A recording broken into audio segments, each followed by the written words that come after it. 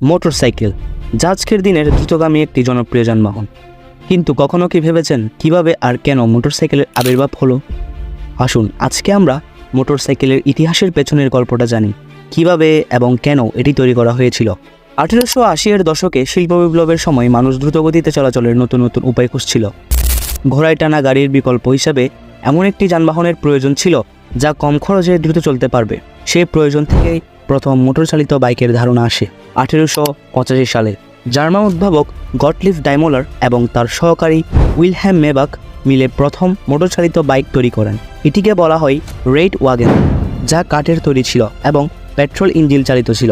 এটি ছিল মূলত এক ধরনের প্রোটোটাইপ, যা পরবর্তীতে মোটরসাইকেলের জন্য পথ তৈরি করে।